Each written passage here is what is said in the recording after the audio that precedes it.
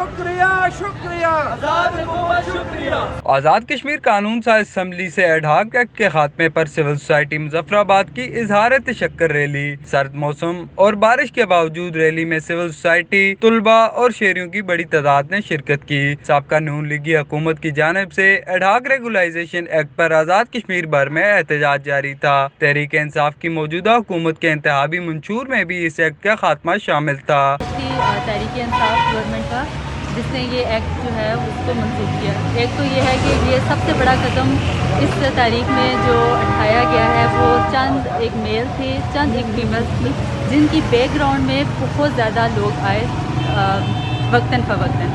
तो स्पेशली तो ज़्यादा फीमेल्स में से अगर मैं बात करूँ तो मैं सब थैंक्सफुल शुक्रिया अदा करना चाहती हूँ सहर आपी को, सादिया आपी को, क्योंकि ये लीड कर रही थी। शुक्रिया अदा करता हूँ और ये शुक्रिया आज़ाद हुकूमत का इसलिए बनता है कि उन्होंने इस काले कानून को इलेक्शन से पहले ख़त्म करने का वादा किया था।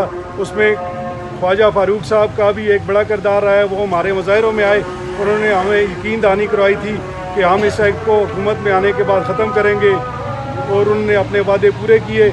इजहार तशक्कुर रैली बैंक रोड से मरकजी ऐवान सहाफत तक हुई। शुरकाए रैली का कहना था कि एडहॉक एक्ट के खात्मे पर रियासत में मेरिट और इंसाफ की फतह है। शुरका ने हुकूमत वक्त से पब्लिक सर्विस कमीशन जैसे अदारे को मजबूती के साथ फाल करने का मुतालबा भी किया है।